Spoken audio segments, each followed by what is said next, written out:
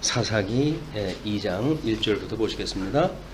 여호와의 사자가 길갈에서부터 보김으로 올라와 말하되 내가 너희를 애굽에서 올라오게 하여 내가 너희의 조상들에게 맹세한 땅으로 들어가게 하였으며 또 내가 이르기를 내가 너희와 함께 한 언약을 영원히 어기지 아니하리니 너희는 이 땅의 주민과 언약을 맺지 말며 그들의 제단을 헐라 하였거늘 너희가 내 목소리를 듣지 아니하였으니 어찌하여 그리하였느냐. 그러므로 내가 또 말하기를 내가 그들을 너희 앞에서 쫓아내지 아니하리니 그들이 너희 옆구리에 가시가 될 것이며 그들의 신들이 너희에게 올무가 되리라 하였노라. 여호와의 사자가 이스라엘 모든 자손에게 이 말씀을 이름해 백성이 소리를 높여 운지라. 그러므로 그것을 이름하여 보김이라 하고 그들이 거기서 여호와께 제사를 드렸더라. 2장의 내용은 사사를 세우시는 그 내용으로 되어 있습니다. 그래서 지난 시간에 1장을 이제 지파별 정복으로 이렇게 이름을 잡았다고 하면 2장은 또 이제 사사를 세우시는 모든 그 사역 가운데 첫 번째 서론 부분이 되어져서 아마 지난 시간에는 역사적 서론이라고 하면 오늘은 신학적 서론에 해당되지 않을까 이렇게 생각이 듭니다.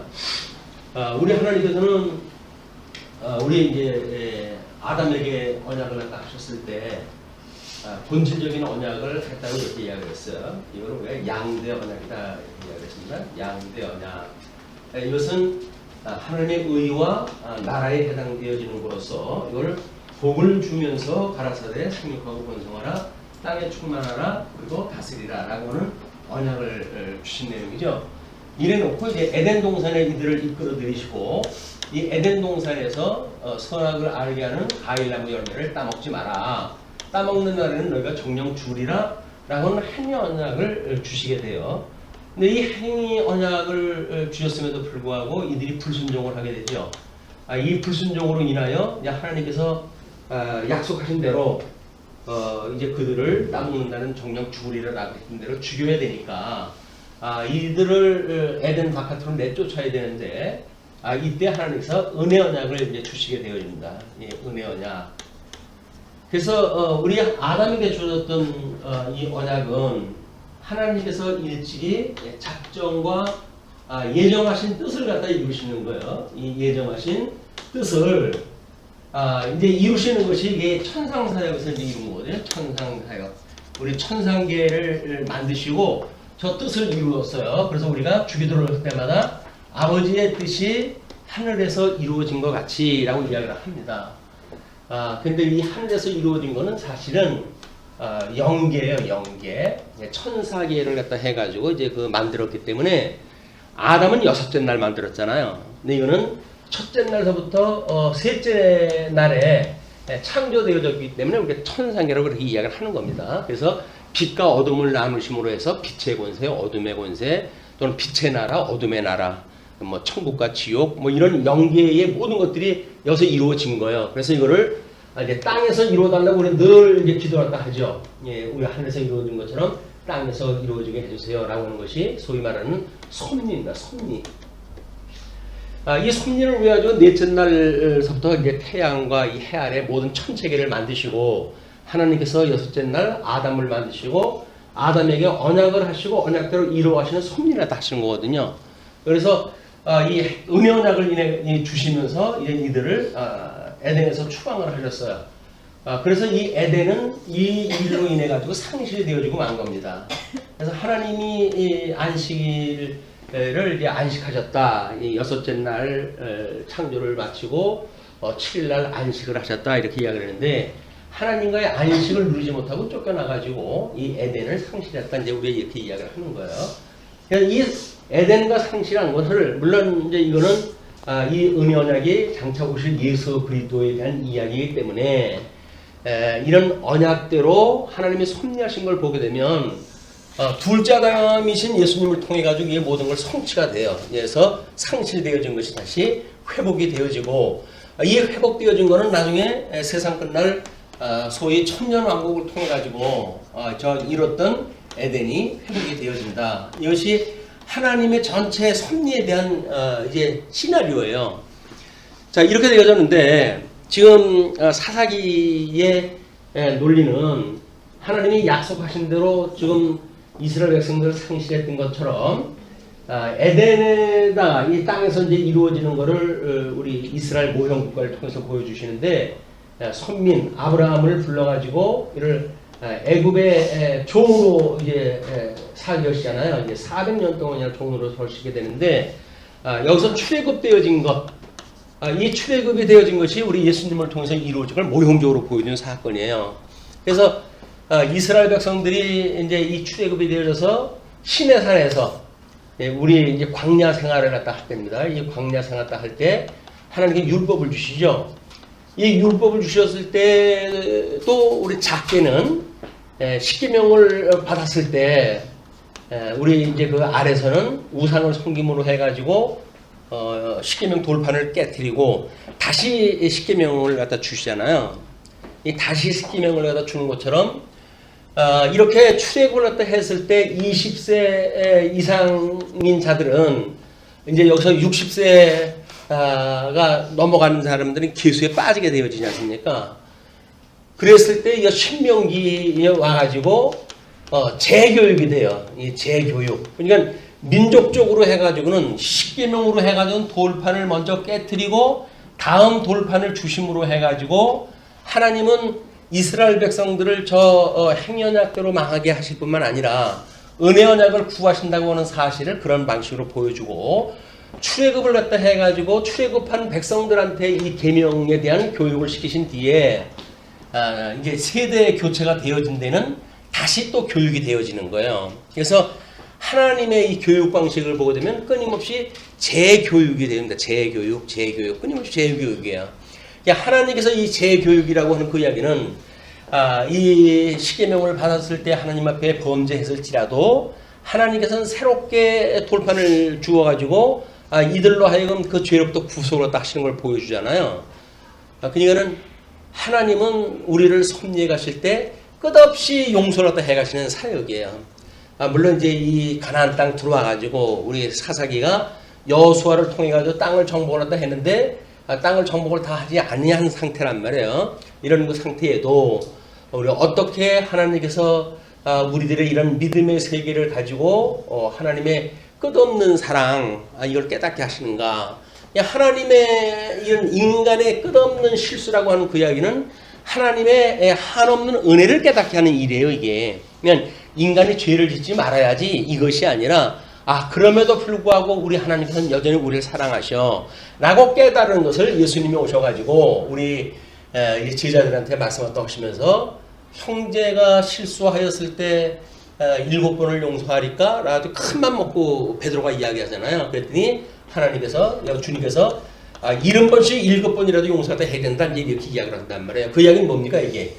끝없이 용서하다 하라는 거예요. 그냥 성도들하고의 어떤 교제 관계를 통해가지고, 죄 문제가 발생됐다든지, 이렇게 했을 때에도, 용서를 빌게 되면, 그냥 용서를 해줘야 되는 거예요, 이게.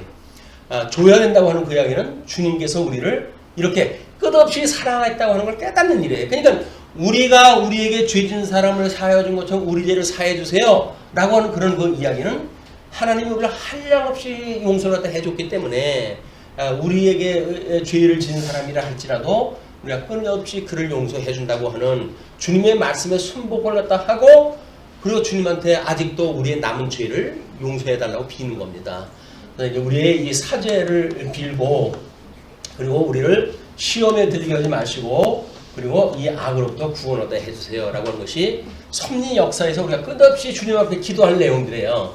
우리의 기도는 끝없이 반복입니다. 이게 끝없이 반복이에요. 왜? 끝없이 우리가 이 범죄를 갖다 하니까 우리가 사죄를 갖다 빌어야 되고 이건 전천후로 해가지고 우리 시험의 그런 그 현장에 우리가 있기 때문에 시간적으로 공간적으로 이걸 피할 필요 없어요. 그냥 끝없이 이 시험으로부터 우리를 당하지 않게 해달라고 하는 기도가 필요한 것이고 그리고 이 악으로부터 구원도 우리 사사의 사람들로 세워가지고 그들을 그런 대적으로부터 용서를 갖다 해주시, 구원을 갖다 해주시, 이 악으로부터 구원을 갖다 해주세요라고 하는 이 실체적인 우리의 섭리에 대한 걸 모형적으로 보여주는 그림이란 말이에요. 이거는 지금 이 2장 1절에서부터 5절까지가 하나님의 사자가 책망하는 내용으로 이제 우리 제목을 잡아놨잖아요. 그 이야기는 뭐냐면 여호와의 사자가 길갈에서부터 복임으로 올라와 말하되, 길갈은 이스라엘 백성들이 이제 여리고 요단강을 건너 가지고 이제 기념비를 갖다 놨던 그런 그 곳으로부터 이제 이 시작이 되는 거예요. 거기서부터 복임으로 올라와 가지고 말하되, 내가 너희를 애굽에서 올라오게 하여 내가 너희의 조상들에게 맹세한 땅으로 들어가게 하였으며, 또 내가 이르기를 내가 너희와 함께한 언약을 영원히 어기지 아니하리라. 하나님께서 하셨던 이 근본적인 언약들, 이런 거는 영원한 언약이에요. 영원한 언약. 이것은 시간이 있어가지고 뭐 어떤 변개되어지고 그럴 사항이 아니라, 이런 근본적인 언약에 의해서 예수 그리스도를 통해 우리가 회복이 되어지기 때문에, 우리가 창세기 1장 28절에서 하는 근본 언약, 또는 2장 17절에서 이야기하는 행위 언약, 3장 15절에서 이야기하는 은혜 언약, 이건 영원한 언약에 대한 겁니다. 영원한 언약이고, 그거를 우리 예수님이 다 이루셔가지고 오늘 회복을 갖다 해주시고, 저기서 행위 언약으로 인해서 망했던 자들을 위해서 십자가에 못 박아 죽으심으로 우리 죄를 위하여 대속이라고 하는 것으로 이제 이루시고, 또 그가 부활하심으로 해가지고 우리를 하나님의 기업에 참여케 하시는 이런 두 가지를 다 이루게 하신 것이 십자가의 사건이란 말이에요. 그냥 우리 십자가의 도라고 하는 그 이야기는 행위 언약으로 인해 가지고 우리가 망했던 이런 것들을 대속이라고 하는 그런 그 의미가 포함되어지고, 또 부활하심으로 해가지고 하나님 나라의 기업을 우리가 있게 했던 이 두 가지가 포함되어져 있기 때문에, 그래서 대속이라고 하는 관점만 가지고 하나님 용서해 주셔서 감사합니다 라고 하는 거는 이 십자가도의 절반이에요. 또 여기서 하나님의 이제 나는 백성이 됐어요 라고 이야기함으로 해가지고 대속을 무시한다는 이야기도 십자가의 도의 절반밖에 안 되는 거예요. 그래서 우리가 이 대속이라고 하는 그거를 과거에 구속사라고 하는 그것으로 성경 전체를 설명을 했고, 지금은 이 기업이라고 하는 걸 하나님 나라 중심으로 해가지고 설명하심으로 해가지고 이런 것을 성경 전체를 통전적으로 우리가 본다, 이런 관점으로 이야기를 한 겁니다. 우리는 양대 언약이라고 하는 주제로 이야기를 했기 때문에 이 두 가지 요소가 다 포함돼야 돼. 다 포함되어지면 뭐 구속사만 보고 하나님의 구속의 은혜를 찬양하던 우리 믿음의 선배들을 우리가 그들만큼 이 구속사에 대한 은혜를 깨달을 수 있을 거 아닙니까? 그리고 하나님 나라의 어떤 주권적인 섭리에 의해 가지고 기업을 이뤘다라고 하는 그런 그 이야기도 마찬가지로 우리가 같은 하나님의 절대 주권을 믿게 되어진다고 한다면, 우리는 이제 이 양자, 이 사람들이 가지고 있던 신앙이나 이 사람들이 가지고 있던 신앙을 통소품으로 해가지고 시너지 효과가 배가가 되어지는 겁니다. 근데 시너지 효과라고 하는 거는 그렇게 단순하게 곱하기 둘이 아니에요. 이건 무한 이 자승으로 되어지기 때문에 뭐 자승의 자승 이렇게 올라갈 수 있는 이런 그 일이지, 여기서 뭐 두 가지를 이야기를 했으니까 곱하기 두 배다, 이런 단순한 논리가 아니란 말이야. 이게 산술적인 통섭이 아니라 우리는 하나님의 이 엄청난 능력과 신성과 이런 것들을 보고 배우고 깨닫고, 그래서 우리 하나님에 대한 존재, 하나님에 대한 속성, 하나님에 대한 사역, 이런 것들을 우리가 다 깨닫게 되어지는 거 아니에요? 이것이 구약성경에서 이야기했던 이 세 가지의 내용입니다. 그래서 역사서를 통해 가지고 하나님의 사역을 소개했고, 시가서를 통해 가지고 하나님의 속성을 이야기를 했고, 그다음에 선지서를 통해 가지고 하나님의 이 존재하심을 증거를 했단 말이에요. 그러니까 이런 구약성경 전체를 가지고 우리는 천지를 만드신 하나님 아버지를 우리가 믿습니다 라고 이야기를 하는 거예요, 사도신경에서는. 근데 이 창조라고 하는 그런 그 이야기는 하나님께서 이 창조, 이제 이런 하늘에서 이루었다라고 하는 이 창조의 세계는 이거를 섭리라고 하는 그것하고 연결이 되어지는 거야. 이제 우리 교육시장에서 이걸 보존이라고 이렇게 합니다. 보존. 그러니까 하나님께서 지으신 세계를 하나님께서 보존하신다는 이야기거든요. 그 보존을 갖다 하실 때 창조 사역과 섭리 사역, 하나님의 사역을 둘로 나눈다고 이렇게 이야기를 했어요. 그래서 우리 이런 창조 사역이라고 하는 거를 보여주시는 하나님의 작정 섭리가 있고, 작정 섭리가 있고, 하나님의 이 보존을 통해 가지고 우리들의 이런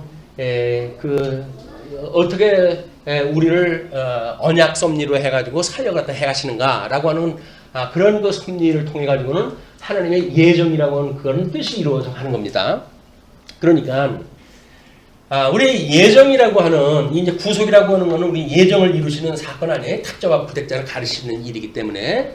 그다음에 이 기업이라고 하는 것은 천국과 지옥이라고 하는 모든 세계에 대한 것을 지금 하나님의 작정하신 뜻을 따라 이 실현을 갖다 해가시는 거기 때문에 성경 전체를 봤을 때 이 두 가지를 다 봐야 돼요.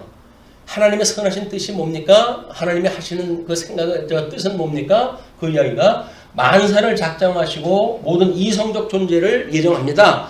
라고 하는 그 이야기란 말이에요. 그럼 하나님이 하시는 일은 뭡니까? 이 예정과 작정을 이루시는 일입니다. 이렇게 교회신학에서 그 두 가지를 맥락을 이야기를 하거든요.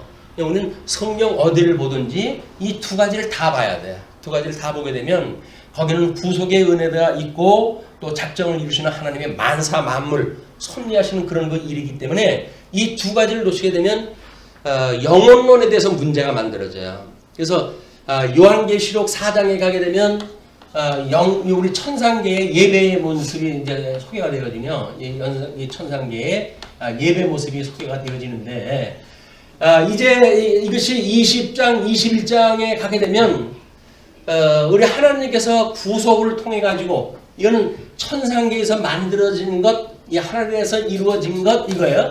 하늘에서 이루어진 걸 보게 되면 24장로와 모든 네 가지 생물과 거기에 모든 그 천사의 무리들이 하나님을 찬양하는 모습이 나오잖아요. 근데 이런 거는 천지 창조를 하셨던 하나님의 예배의 장면이에요. 이 뜻이 하늘에서 이 땅에서 이루어질 때에는 이것이 대체적으로 구체적으로 되어지기 때문에 우리가 아버지의 뜻이 하늘에서 이루어졌어요 라고 하는 그런 그 이야기는 우리가 구체적으로 이 땅에서 이 믿음이라고 하는 우리들의 이 구원사하고 맞닿아 있는 겁니다. 그냥 우리는 예정이 됐기 때문에 우리는 뭐 여기 사는데 별 문제가 없어요 라고 말하는 거는 성경 전체를 오해를 하는 거예요. 여기서 천상계 그것만 보게 되면 마치 이곳에 있는 거는 점과 같아서 이거는 뭐 잠시 있다 가는 겁니다. 그러니까 구원이 별거 아니에요. 하나님은 언약대로 이루시는 그 전능하신 분입니다. 라고 이야기했다 한들 우리가 이 계시 세계 속에서 믿음을 통해 가지고 그걸 배우고 익히지 않는다고 한다면 그건 우리 거와 아무 상관이 없어요. 그러면 우리는 구속의 현장이 얼마나 중요한지 모릅니다. 이걸 무시해놓고 뭐 천상계가 입되는 동 하나님에 대해서 예정되었다든지 이런 이야기는 뜬구름 잡는 이야기예요. 뜬구름 잡는 이야기. 아버지의 그 뜻이 하늘에서 이루어진 것처럼 그 뜻도 있고 작정과 예정의 뜻이 있고 그것이 하늘에서 이루어졌다. 그래서 이 땅에서 이루어질 때 비로소 아담을 만드시고 아담에게 언약을 하시고 아담으로 하여금 그걸 상실하게 하시고 둘째 아담이신 예수님을 통해서 회복하시는 역사를 다 하거든요. 그게 섭리사란 말이에요. 섭리사. 이 두 가지 맥락을 우리가 놓치게 되면 이 십자가의 도를 절반밖에 모르는 거예요. 절반밖에 모른다고 하는 이야기가 우리가 아까 이걸 산술적으로 두 배가 아니라고 했듯이 복음을 온전히 모르는 이야기지 그것이 절반을 이해한다는 이야기는 아니에요. 이렇게 구조적으로 구속만 받다든가 나라만 받다든가 했을 때에는 십자가의 도가 아주 극히 일부만 보는 거예요. 그렇기 때문에 은혜도 없고 거기에 우리들의 뜨거운 마음도 없고 하나님에 대한 감격도 그렇고 없는 거예요. 다만 작정한 대로 되어진다고 그러니까 결정론자들이 이야기하듯이 이미 다 결정된 건데 뭐 여기서 우리가 그럴 건 뭐 있어. 그 결정론적인 거를 주장하는 사람은 대부분 근본주의자들이에요. 그러니까 우리 회교권의 근본주의자도 마찬가지고 유대교의 그 근본주의자들도 마찬가지고 그들은 결정론적인 거기 때문에 이 섭리사에 대한 이런 그 일들에 별로 신경을 안 씁니다. 왜? 도구마로 해가지고 교리적으로 해가지고 이미 다 못을 박아놨어요. 그걸 1.1에게도 바깥으로 못 나게끔 틀을 만들어놨기 때문에 그들은 이런 어떤 구속에서 시간적으로 개인적으로 갖는 감격 또는 경험 이런 것들을 거기에 용서하지 않아요. 이것이 우리가 이 신학적으로 매우 큰 오류에 빠진 거기 때문에 우리는 이 두 가지를 한꺼번에 볼 수밖에 없는 이런 환경을 우리가 신학적으로 이걸 우리가 이해를 해야 돼요. 그래서 우리 여호수아라고 하는 걸 통해 가지고는 일찍이 땅 언약이 다 성취가 되어졌단 말이에요. 그 땅 언약도 뭐 그 이후에 땅 언약이 이루어지는 걸 뺏겼다 다시 차지했다 이런 것이 반복되어지니까 우리 여호수아에 있는 거 가지고 충분히 다 땅 언약이 성취되었다 이렇게 볼 수가 없는 거예요. 그런 그 문제도 마찬가지지만 그래서 그런 땅 언약 하나님 나라의 조건을 이루는 그런 요소를 이루었다라고 하는 것과 동시에 어떻게 하나님의 대속의 은혜가 거기에 있었는가, 끝없는 하나님의 은혜의 섭리가 어떻게 있었는가, 그래야 사사기에서 수없이 반복되지 않습니까? 이 범죄가. 그거를 우리가 이해를 또 하는 거예요. 그거는 어떻게 사람들이 저럴 수가 있어요. 그렇게 그걸 뭐 몇 번씩이나 저럴 수 있어요. 그런데 그 세월이 350년이에요. 그 우리 인생 뭐 70년, 80년 사는 사람들이 몇 바퀴 돌아야 그 350년의 역사를 가지고 내일처럼 여길까요? 성경으로 보니까는 한 장 뒤에 또 나오고 한 장 뒤에 또 나오고 그러잖아요. 그러니까 그 사람들은 바보 같아 맨날. 그 어떻게 그렇게 사나 인생을? 근데 그것이 우리 하나의 우리 지금 현재를 살아가고 있는 우리들의 한 세대 이야기예요. 사사 하나 나왔을 때 우리 한 세대의 이야기들이기 때문에 우리 개인적인 구원사에서 우리가 얼마나 하나님 앞에 범죄를 하면서 살아가는지 이걸 스스로 깨닫고 그럴 때마다 우리가 끊임없이 하나님 앞에 기도를 해야 되는 거거든요. 우리의 죄를 우리가 사해 준 것처럼 우리 죄를 사해 주시고 우리를 시험에 들게 하지 말아 주시고 우리를 악에서 구해 주세요라고 하는 것이 밥 먹듯이 기도해야 되는 거예요. 이게 왜? 밥 먹듯이 죄를 짓고 있으니까 눈만 뜨고 뭐 세상 보게 되면 전부 죄 아닙니까? 근데 우리는 아니 내가 무슨 다른 사람한테 뭐 칼을 들이대고 돈을 뺏었어, 내가 뭔 죽일 죄를 지었어 라고 이야기를 하니까 그 죄를 윤리적 죄를 보는 거예요. 우리 성경에서 말하는 죄는 뭡니까? 하나님을 잊어버리고 있는 시간들이 다 죄인 거예요. 하나님을 잊어버리고 있는 시간은 뭐예요? 이거 사망의 종로 타고 있는 시간들이거든요. 이게 그게 죄인데 근데 내가 뭐 이렇게 큰 죄를 졌다고 남마다 그렇게 이야기를 하지? 그거는 죄가 뭔지를 모르는 거예요. 우리 죄는 하나님을 잊어버리고 있는 시간이 다 죄다. 오직 그분만을 바라보고 또 살아가야 되기 때문에 그분한테 이런 기도를 딱 해주셔야 우리가 하나님 앞에 또 용서를 받고 또 용서를 받는다. 그래 너무 그러면 염치 없지 않습니까? 뭐 이렇게 이야기를 하는데 배부른 소리예요. 염치가 어딨어요. 이거는 뭐 체면불구하고 용서를 빌어야 되는 거예요. 아니 너 얼마 전에 용서해 줬는데 또 그러냐? 라고 그러면 주님 죽을 죄를 졌어요. 정말 다시는 안 그럴게요. 그러고 그래도 용서를 하다 빌어야 되는 거예요. 다시 안 그런다고 약속을 다 하고라도 또 지금 가네. 그럼 나중에 또 뭐라 그래요? 아유 다시는 안 짓게요. 다시는 안 짓게요. 이게 우리들의 해가는 일이에요. 근데 뭘 아주 인격적으로 이렇게 뭐 성숙한 것처럼 사람이 염치가 있지 어떻게 맨날 그렇게 똑같은 걸 갖다 구할 수 있느냐고. 염치 찾는 거는 이미 배부르다는 이야기예요. 구원에 대해서 별로 그렇게 중요하지 않다는 거예요. 내 체면을 위해서. 우리는 체면 불구하고 하나님 앞에 용서를 빌어야 돼요. 맨날. 뭐 우리 예수님을 믿고 의롭다고 칭함을 받았는데 이 칭함으로부터 이게 성화의 과정을 거쳐가지고 우리 견인이 되어지고 영화에 이르게 되어진단 말이에요. 영화에 이르게 되어지기 때문에 이 성화 과정이라고 하는 그 이야기는 끝없이 반복이에요. 끝없이 반복. 이스라엘 백성들이 그랬더니 우리도 끝없이 반복이다.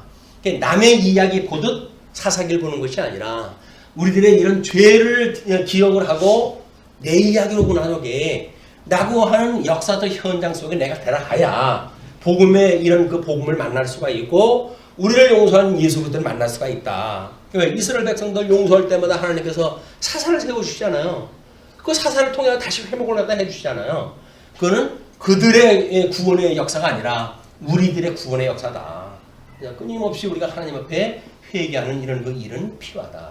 그래서 기도를 갖다 할 때 뭐 우리가 이렇게 얘기하죠. 이제 그 찬송과 이제 기도를 갖다 하는데 감사와 그리고 이 기도와 간구를 하라 이렇게 이야기해요. 근데 이 기도가 뭐냐면 이게 회개라고 이렇게 이야기를 했어요. 회개. 이 간구는 하나님을 구하는 일입니다. 이걸 구하는 일이고 기도라고 하는 건 회개라고 이야기를 했거든요. 그러니까 이 복음의 양면성입니다. 끊임없이 우리가 예수 그리스도의 그런 죽으심에 참여되어지는 것, 이게 비하의 신분을 우리가 회복하는 일이에요. 그죠? 낮아지는 신분을 기억을 하고 주님이 나를 위해서 죽으셨어요 라고 하는 걸 기억하는 일이고, 그리고 그의 회개로 해서 용서를 받으면 기업에 참여하는 일이 되어지는데 이것이 부활에 대한 기억이에요. 그래서 십자가의 도, 죽으심과 부활이라고 하는 두 가지 축을 다 붙들고 있는 것이 우리 기도의 내용이기 때문에 끊임없이 용서를 빌는데 뭘 우리가 그렇게 기도라도 할 거에 뭐 있어요 라고 하는데 기도할 거 없죠. 기도할 것이 없어요. 왜? 내 죄를 내가 모르니까. 근데 내 죄를 알렸다 라고 이야기하게 되면 그러면 시시콜콜 우리는 다 죄를 고백했다 해야 돼요. 근데 그거를 과연 얼마만큼 알고 있을까? 이것이 우리들의 이런 기도 시간에 드려지는 시간의 할애의 문제이기도 그렇습니다. 그래서 말씀을 통해서 공부할 때마다 이것이 나에 대한 이야기로구나, 내 죄에 대한 이야기로구나, 이걸 깨닫고, 그럼에도 불구하고 그런 나를 또 용서해 줬던 주님을 만나가지고 위로를 받고 소망을 가지고 기도하고, 이런 일들이 반복되어지는 거다. 이 땅에서 뭐 윤리적으로 잘 살았어요, 뭐 어때, 다 소용없어요. 윤리적으로 잘 사는 거 뭐 소용이 있어요. 하나님의 뜻하고는 전혀 상관없는 뜻인데, 그게 죄구덩이에 살면서도 불구하고 나는 죄가 없어라고 이야기하는 거 아니에요. 더 큰 죄죠. 내 죄를 알렸다 그러는데 나는 할 만큼 했습니다. 무슨 죄가 있습니까? 라고 덤벼드는 거야, 이 하나님 앞에. 근데 우리는 윤리적으로 하나님, 저는 도저히 하나님 앞에 얼굴을 들 수가 없어요 라고 말을 갖다 해야 정답이에요.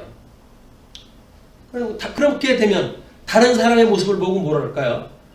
저 사람은 어떻게 저러고 살지, 예수 믿는다면서? 그럼 맨날 정죄할까요? 천만에 내 모습인데 어떻게 정죄를 해요? 긍휼한 마음으로 상대를 보게 되어지고, 끊임없이 그를 긍휼한 마음으로 우리가 위로하고 기도하고 하는 것이 되어진다. 다른 사람을 불쌍한 마음, 긍휼한 마음으로 보지 않는 사람은 자기가 용서받은 사람을 모르는 거예요. 용서받은 걸 모르는 사람이에요. 그러니까 다른 사람을 정죄하지요. 내가 얼마나 큰 죄인인지를 모르니까 다른 사람의 그것도 성경적인 선도 아니고 윤리적인 그런 일을 제대로 했냐 못했냐 이걸 보고 판단한다는 일은 얼마나 우리들의 무지입니까? 우리는 이 윤리적인 선을 지키는 도덕 종교가 아니라 하나님이 어떠한 분인가를 깨달아가는 과정 중에 우리의 죄가 무엇인지, 그 죽었던 것을 살리셨는데도 불구하고 또 짓는 그 죄가 무엇인지를 끊임없이 기억하는 일이에요. 그것이 하나님의 은혜의 방편, 우리 교회의 우리 세 가지에 대한 그 방법도 마찬가지지만 기도의 방편이 뭡니까? 이 하나님 앞에 은혜의 방편이 그것이 말씀이에요. 그리고 성례, 그리고 기도. 하나님의 은혜를 받는 방편이 세 가지를 갖다 이야기를 하거든요.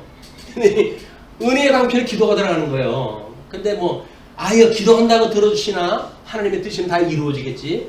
왜 아니겠어요? 하나님의 뜻이면 다 이루어지죠. 나와 상관없이 이루어지니까 그 구원에서 난 상관이 없다는 이야기니까 그게 걱정이지. 내가 기도를 안 해도 하나님의 뜻은 이루어져요.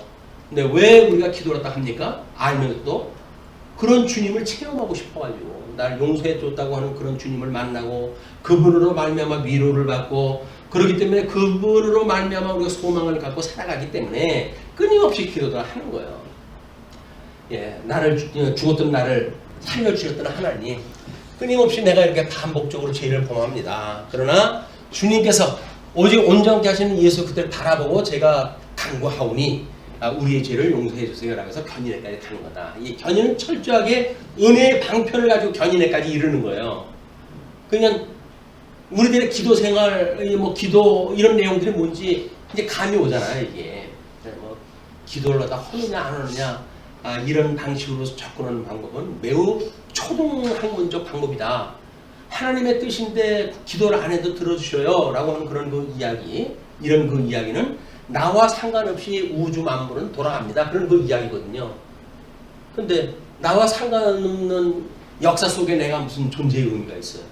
내 존재의 의미는 그걸 통해서 하나님을 깨닫고 하나님을 배우고 그를 경외하는 데 이르는 것이 우리한테 주셨던 은혜의 이 장소인데, 이 은혜의 장소에 날 빼버렸다.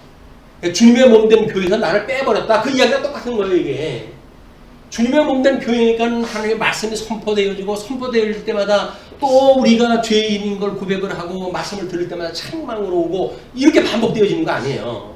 이 교회 생활이 중요한데 그걸 모르게 되면 맨날 똑같은 얘기가 나온다고. 아, 똑같은 얘기 할 수밖에 없지. 맨날 똑같은 죄를 짓는 사람한테 그럼 무슨 얘기를 갖다 해요? 맨날 똑같은 죄 짓는 사람들 아니에요. 그 사람들한테 뭘 얘기하라고요?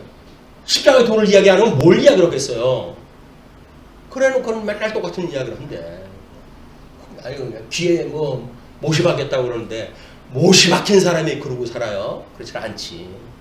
이 귀에 못이 박혔다고 한다면 소화가 안 되니까 이 귀에 못이 박히는 거예요. 제대로 들리게 되면 아니 이쪽 귀로 해서 속으로 들어가게 되는데 그게 못이 박혀요. 이게 단단하게 경화가 돼가지고 여기서 이야기하는 것이 여기서 튀어버려 그냥. 이게 경화가 돼가지고 못이 박혀버렸으니까 안 들어가요.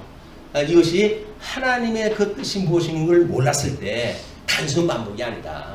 우리가 이런 걸 통해서 끊임없이 조금씩 성장해 가는 모습을 이웃을 보고도 깨달아지고 나를 보고도 공감이 되어지고 그랬을 때 우리가 아멘으로 화답하고 성도의 교제가 이루어진 거다. 상대방을 정죄한다든지 하는 그 이야기는 교회에서 가장 큰 우리 몰 이해로부터 나온다. 하나님의 은혜의 몰 이해로부터 나온다. 끊임없이 이웃을 나보다 낮게 여기고 그를 어떤 뭐 주장하는 자세를 취하지 아니하고 섬기는 자세로 그를 위해서 내가 제물로 바쳐졌을 때 오히려 생명의 역사가 일어나는 걸 깨닫게 되어지고 사적생의 원리라고 이야기를 하지 않았어요? 연족보의 원리도 마찬가지죠. 내가 뭐 피땀 흘리는 그런 그 제물로 해가지고 복음 사역의 그 이력을 감당을 하니까 또 다른 사람한테 복음이 들려지는 기회가 되어지는 거 아니에요? 그걸 위해서 연보를 하는 거예요, 우리가. 다른 사람의 복음을 증거하고 지키기 위해서 그걸 한다. 근데 그런 의미가 없으면, 그냥 뭐 의무감으로 해가지고 돈 얼마 내고, 그래 놓고 뭐 전도고 뭐고 아무런 관심이 없는 거예요. 진리를 지키면 됐지, 뭐 보수까지 하냐, 우리가? 전승까지 하냐? 전승을 이유놓고 우리는 보수만 하면 돼. 내가 잘 들어가지고 보수만 하면 된다 그러니까 오늘 이제 그 문제가 지적이 되어지는 거예요. 자, 그러면 그렇기 때문에 그 함께한 언약을 영원히 어기지 아니하리니 너희는 이 땅의 주민과 언약을 맺지 말고 쓸데없는 다른 언약 맺지 말아라. 그들의 제단들을 헐라하였거늘 너희가 내 목소리를 듣지 아니하였으니 어찌하여 그리하였느냐. 이미 문제가 발생이 된 거예요. 이 재교육을 받고 가나안 땅에 들어왔음에도 불구하고 이들은 너 그거 뭐 헐어야 돼 이랬는데 헐질 않았어요. 그렇다고 해가지고 적극적으로 뭐 하나님 명령에 거역을 한 건 아니라고 생각할까요? 적극적이거나 소극적이거나 공격적이거나 방어적이거나 똑같은 거 아니에요. 하나님의 우상을 좀 헐어라고 이야기할 때 하는데 나는 그 우상 내가 만들지 않았어요. 왜 나한테 그래요? 난 만들지도 않았는데. 그렇게 이야기해가지고 면피가 됩니까? 안 돼요. 헐라고 그랬으니까 허는 거예요.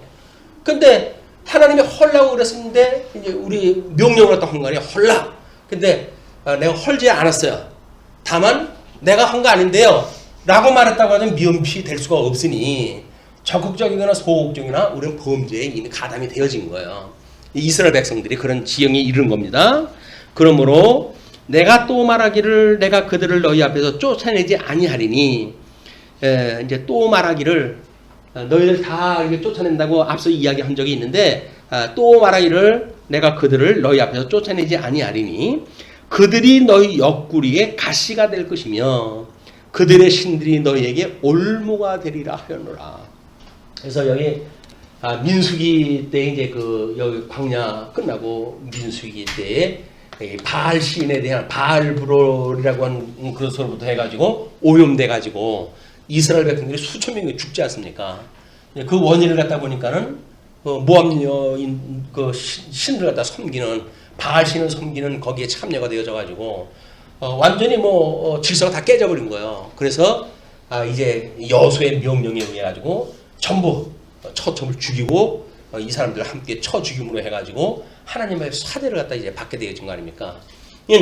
이 바알 제도가 새로운 땅 가나안 땅에 들어갔을 때 이게 새로운 우상이에요. 이 우상을 섬기지 않는 우상을 계속 섬기는 일로 인해 가지고 이 사람들이 죄 가운데 살게 되어지는 겁니다.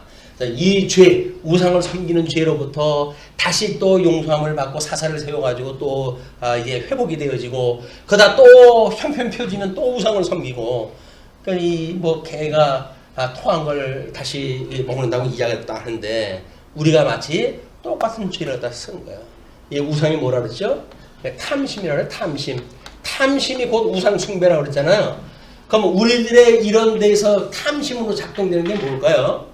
그게 우리들한테 뭐 우리 육체의 소욕, 또 뭐라 그래, 또 이생의 자랑, 그다음에 안목의 정욕, 안목의 정욕. 이것이 아담을 속였던 그 사단의 세 가지 요소 아닙니까? 먹음직스럽고 보암직스럽고 지혜 있을 만큼 줄만한 일들, 그걸 여지껏 우리가 가지고 있는 거거든요. 이스라엘 백성들이 사사히 가나안 땅에 들어가 가지고 섬기는 우상의 문제는 궁극적으로 예수님 이후에 요한계시록에 봤을 때 7교회가 그걸로 또 하나님 앞에 책망을 받아요. 달라지는 거 아무것도 없어요. 똑같아요.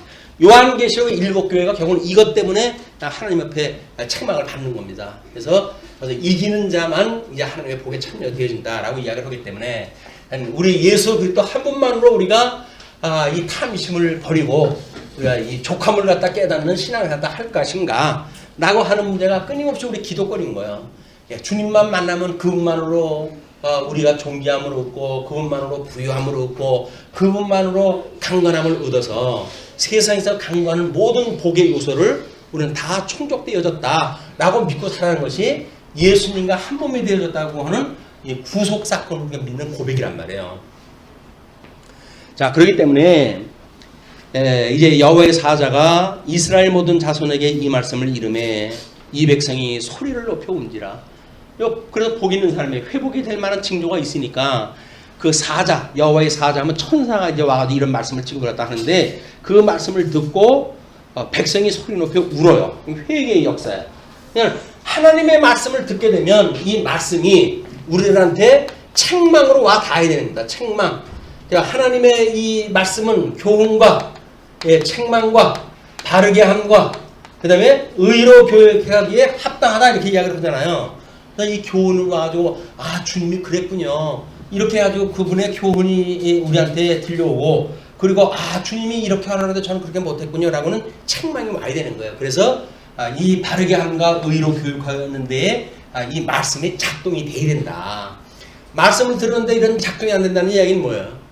그냥 남의 이야기 듣는 거예요. 소설책처럼 그냥 남의 이야기를 갖다 듣는 거지, 내 이야기라고 한다면 이건 우리들의 사건이다. 자, 그래서 그러므로 그것을 이름하여 복임이라 하여고, 그들이 거기서 여호와께 제사를 드렸더라. 이 제사가 바로 우리 주 예수 그리스도의 십자가의 사건인 거예요. 그렇죠? 어디에 이 십자가의 이야기가 나오든지 이게 다 예수 그리스도의 죽으심과 부활에 대한 예표적인 사건들이다.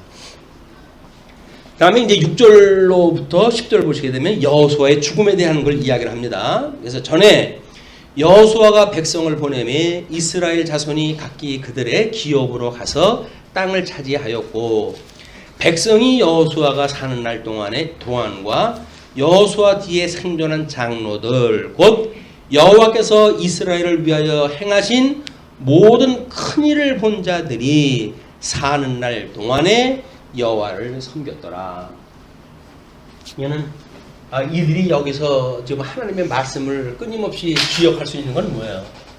끊임없이 큰 일을 본 자들, 하나님의 이 놀라운 역사, 이걸 본 자들, 이런 자들만 그런 것이 가능한 거야. 이것이 우리가 말씀을 보존한다. 그런 건 한 세대의 사람들이에요. 이것이 만약에 전승되지 않으면, 보수는 되어졌는데 전승되지 않는다고 한다면 현상이 이제 그 뒤에 드러나는 거죠. 그래서 여호와의 종 눈의 아들 여호수아가 110세의 죽음에 무리가 그의 기업의 경내 에브라임 산지 가하스산 북쪽 딘남 헤레스의 장사였고, 그 세대의 사람도 다 그 조상들에게로 돌아갔고, 그 후에 일어난 다른 세대는 여호와를 알지 못하며 여호와께서 이스라엘을 위하여 행하신 일도 알지 못하였더라. 이스라엘을 위해서 행했던 일, 그것이 지금 이 광야에서 한 일을 여기서 큰 일로 이야기를 했지만 요거는 부분적인 역사예요. 부분적인 역사. 이 근본적인 역사는 어디로 갑니까? 이스라엘 백성들의 출애굽 이 사건에서 있었던 걸로 이게 되어지는 거야. 그러니까 이스라엘 백성들이 출애굽을 할 때 10가지 재앙을 통해 가지고 이스라엘 백성들을 시험을 갖다 했잖아요. 그러면 이 10가지 재앙은 뭡니까? 하나님의 능력을 보여주시기 위한 그 계시의 방식으로 대적들한테 하나님 권세를 줘가지고 출애굽을 방해한 사건이에요. 방해한 사건이라고 한다면 이들의 이 10가지 재앙을 우리가 이 계명을 주면서 뭐라고 이야기를 합니까? 이 서문에 아주 중요한 거예요. 이 서문이 10가지 이 재앙에 대한 거를 내가 너희 열조에게 언약했던 언약을 이제 기억을 하고 애굽에서 종로로 타고 있는 너희를 불러낸 여호와인 줄을 알기 위해서 이 여호와다. 그러면 그 서문으로 해가지고 십계명을 이제 제1계명으로 쭉 줘요. 그러니까 계명은 하나님을 우리가 끊임없이 기억하는 수단으로 준 건데 그 계명의 제일 서문이 뭐냐면 여호와를 기억하기 위해서 이런 역사를 하셨다는 이야기예요. 그러니까 여기서 부분적으로 이야기했던 큰 일은 근본적으로 출애굽 사건이 제일 큰 일이에요. 이게 왜? 이 큰 일에 대하여 여기서 작은 일 그때마다 보이는 일로 섭리하다 하는 거거든요.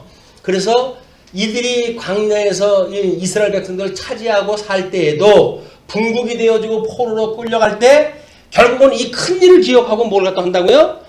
이 유월절을 지키는 거예요. 이게 유월절을 지킴으로 해가지고 주님이 우리를 저렇게 종로로 타는 우리도 불러내셨는데 기껏 가나안 땅에서 이 우상단지한테 우리가 아주 멸절시키실 분은 아니지 라고 하는 걸 믿는 거란 말이에요.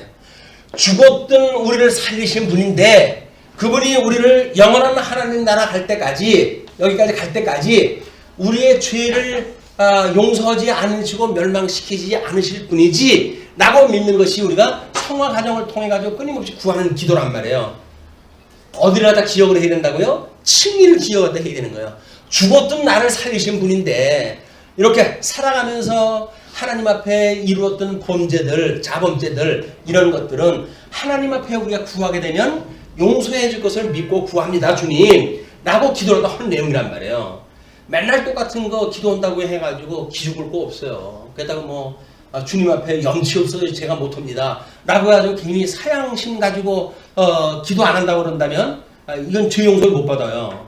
죄 용서는 끊임없이 빌어야 되는 거예요. 그래 용서가 되지. 빌지 않고 주님께서 그래 나 체면 방할 때 묻지 않고 용서해 줄게 이러시는 게 아니에요.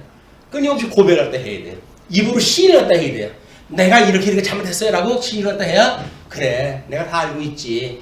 그러나 내가 너를 용서해 줄 것이야. 끊임없이 용서해 줄 것이야. 그러나 너는 다시는 죄를 짓지 마 라고 하나님께 또 우리한테 교훈을 주셔요. 그렇게 다짐을 갖다 해야 나중에 또 죄를 졌을 때 염치 없지만 그 얘기가 또 생각이 나는 거예요. 주님 이거 하지 말라 그러는데 또 이게 이래요. 내 주제가 그렇지 그럼 내가 용서해 주지 않으면 너 쓸데없는 쓰레기야. 그 얘기예요. 그래가지고 우리를 구원을 다 해주는 건데 구원받은 성도와 하나님 앞에 어떤 인물이기 때문에 한 번 구원받은 건 그때 당시에 다 해결됐다는 거예요. 뭐예요? 성결교예요. 죄 한 번 용서받으면 다시는 자범죄가 없다는 겁니다. 말이 돼요? 우리들의 죄는 여기서 깨닫기 시작을 하는데 여기서 우리 예수님 믿기 전에 들었던 죄는 몰라요. 그것도 모르고 우리는 중생이 됐어요. 중생이 되고 보니까 우리 죄인인 걸 깨달았는데 그래서부터 우리가 기도를 딱 하는데 죄인이라고. 근데 무슨 예수님으로 인해 가지고 구원받게 받은 후에 죄인은 용서도 못 받는데 주님께서 또 그 죄진 거 갖다 또 용서해주고 또 용서해주고 그러냐고. 십자가에 또 박히고 그러냔 말이냐 이렇게 이야기를 하는데 예수님이 십자가에 박히는다는 이야기는 그걸 믿지 않는 사람들 때문에 그렇게 얘기가 되는 거지. 그 사건, 십자가의 사건을 믿는 사람들은 그 사건을 믿는데 왜 또 십자가에 못 박혀요? 그게 아닌 걸로 해서 다른 이론을 갖다 내세우니까 다시 그럼 못 박으랴 라고 하는 이야기지. 그래서 예수 그들 믿는 우리의 믿음은 끊임없이 이 자복하는 이런 걸로 해가지고 은혜가 회복되어지고 그리고 그 은혜가 회복되어짐으로 해가지고 우리 감사도 기쁨도 또 지속이 되어진다. 그래서 이제 그 여호와의 행하신 일을 알지 못하였던 사람들로 인해서 진리가 계승되지 못하는 이런 모습을 봅니다. 11절부터 15절 가나안에서 우상 숭배와 징벌이 소개가 되어집니다. 이스라엘 자손이 여호와의 목전에 악을 행하여 바알들을 섬기며, 이 바알이 참 즐기고 즐긴 그런 그 우상이에요. 그래서 요한계시록에도 저 바알 문제 때문에 발람의 교훈을 어긴 것이 책망이 되어지고 그렇습니다. 그래서 이 바알, 그 바알이 남신의 우리 부요를 창출해 주는 그런 우상으로 믿고 그러니까, 그래서 여기서 말하는 이 우상은 바로 탐심을 나타내는 거다. 예수 그리스도로 말미암아 족함을 알지 못하게 되면 우리는 그에 곧 우상 숭배다 하는 거야. 족하지 못하니까 뭔가 마이너스 2% 안에 다른 건 다 좋은데 주님 이왕이면 저한테 요 정도는 더 주실 수 있지 않아요? 라고 해가지고 마이너스 2%를 고백하는 순간 우리는 탐심에 빠져버리는 거예요. 부족한 게 없다. 왜 족하도록, 족한 정도가 아니에요. 넘치도록 주셨잖아 이게. 깨달은 사람들은 그래서 내 잔이 넘치다이다 이렇게 고백을 다 하는 거예요. 근데 우리는 이왕 주려면 좀 넘치도록 주시지 뭐를 찰랑찰랑 차지도 않게 주십니까? 라고 이야기를 하는데, 그걸 제대로 우리 눈에 보이게 되면 넘치는 거예요. 넘치도록. 그래서 내 잔이 넘칩니다 라고 하는 그런 고백이 우리들한테 어떤 행복한 사람들의 고백인가 라고 하는 걸 기억할 이유가 있습니다. 이스라엘 자손이 여호와의 목전에 악을 행하여 바알들을 섬기며 애굽 땅에서 그들을 인도하여 내신 그들의 조상들의 하나님 여호와를 버리고, 그죠? 애굽 땅에서 인도해낸 그 하나님 여호와 그를 잊어버리고 이렇게 이야기를 하잖아요. 그냥 끊임없이 이거를 좀 이야기를 하는 거예요. 그냥 이거를 기억하는 일이 유월절을 기억하는 일이고, 유월절을 기억하는 일이 이 이스라엘 백성들이 유수되어지고 다시는 회복되어지고 할 때도 저걸 가지고 기억다 하는 거다. 그래서 우리가 이 믿음의 교회가 왜 성례를 갖다 기억하는 일은 바로 그 일이에요. 그런데 성례가 그걸 촌스럽게 지금도 떡을 떼면서 하는 거 또는 세례를 갖다 주는 것이 이게 본질적인 문제처럼 교회에서 하느냐라고 이야기를 하는데, 참 우리가 위험천만했어요. 위험천만했어요. 왜 교회 우리 믿음의 선배들은 이것이 은혜의 방편으로 해야지 이야기를 했을까요? 끊임없이 이걸 기억을 하다 해야 되는 거예요. 이스라엘 백성들이 끊임없이 저걸 기억했듯이 우리가 끊임없이 예수 그때 십자가의 죽으심을 기억하다 해야 될 일이다. 그걸 놓쳐버리니까 은혜도 없고, 그리고 사는 거예요. 그냥 믿는다고 하는 종교 행위만 하고 있을 뿐이다. 그래서 이제 다른 신들 곧 그들의 주위에 있는 백성의 신들을 따라 그들에게 절하여 여호와를 진노하시게 하였으되, 곧 그들이 여호와를 버리고 바알과 아스타롯을 섬겼으며 여호와께서 이스라엘에게 진노하사 노력하는 자의 손에 넘겨주사 그들이 노력을 당하게 하시며 또 주위에 있는 모든 대적의 손에 팔아 넘기심에 그들이 다시는 대적을 당하지 못하였으며 그들이 어디로 가든지 여호와의 손이 그들에게 재앙을 내리시니 곧 여호와께서 말씀하신 것과 같고 여호와께서 그들에게 맹세하신 것과 같아서 그들의 괴로움이 심하였더라. 어떻게 바위 밑으로 우리가 숨어 들어가면 좀 되지 않을까? 이래가지고 숨기도 하고 인간적인 방법으로 얼마나 피하려고 애를 썼겠어요. 근데 그게 다 소용이 없는 거예요.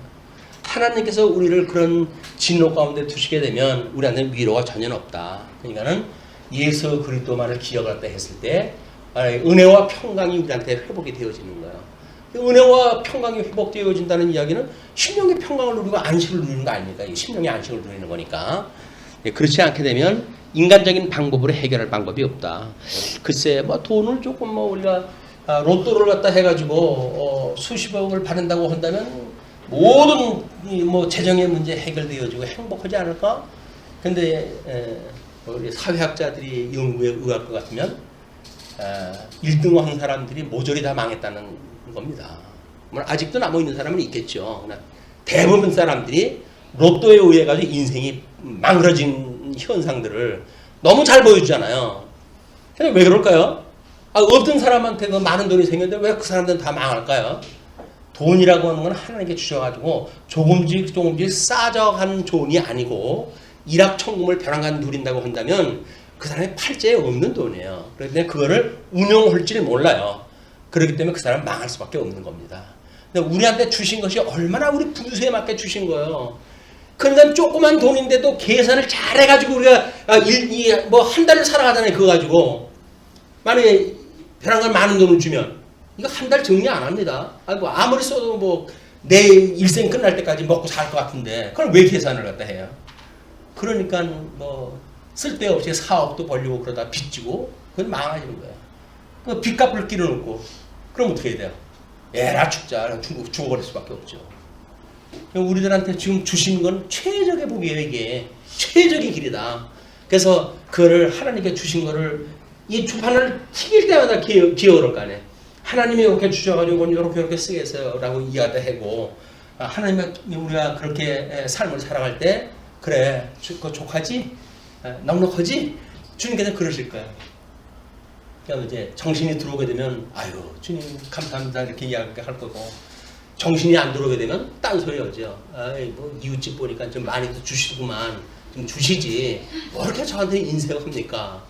내가 인색하다고? 인색한 걸 한번 보여줄까?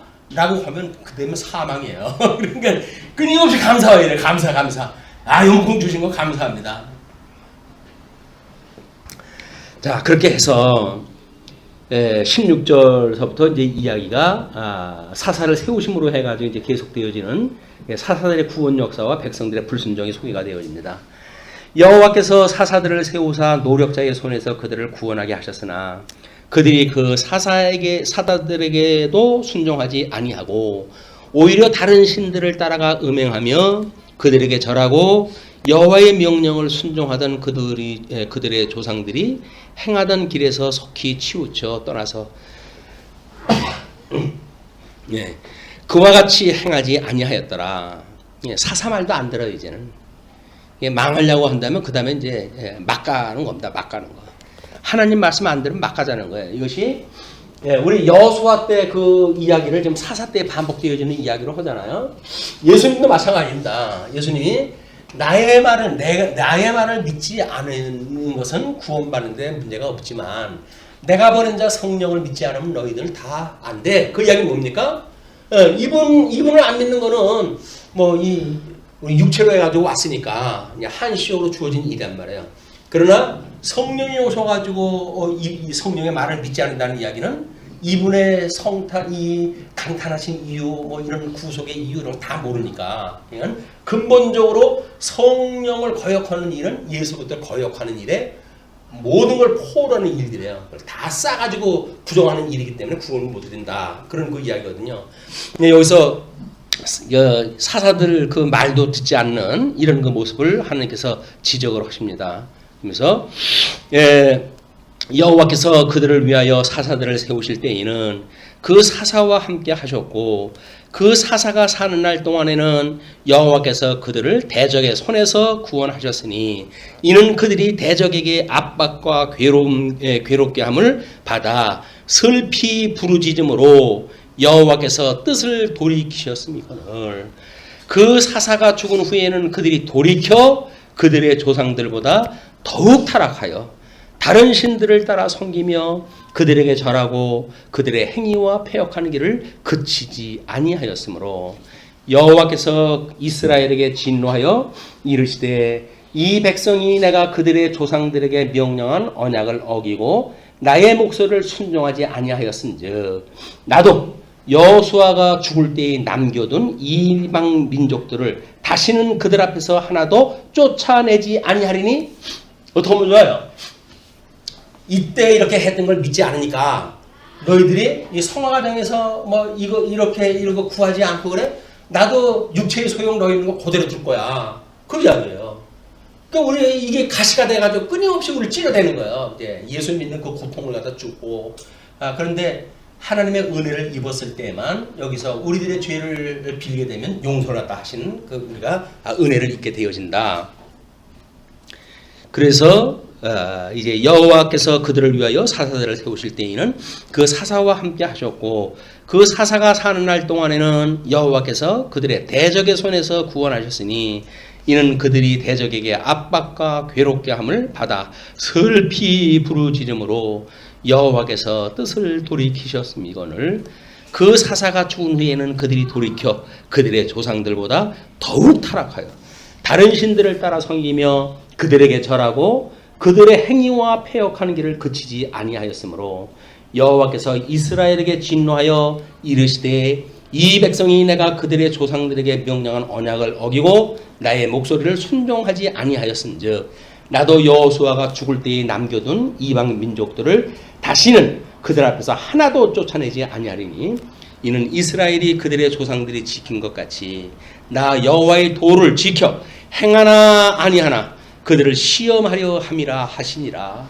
시험에 들게 하지 마시옵고 여호와께서 그 이방 민족들을 머물러 두사 그들을 속히 쫓아내지 아니하셨으며 여호수아의 손에 넘겨주지 아니하셨더라. 그러니까 끊임없이 우리가 악에서 구원을 얻었다 해주세요라고 하는 기도가 필요한 겁니다. 이런 그 기도는 끊임없이 우리 주님 가르쳐 주신 기도가 요한계시록을 준비하면서 그 주기도가 그렇게 성경 전체의 논리를 싸고 있는 건지 또 다시 한번 깨닫게 됐어요. 그래서 언제 시간이 있으면 그 주기도에 대한 그런 의미를 다시 한번 살펴보도록 하겠습니다. 오늘 말씀 주시죠. 기도하시겠습니다.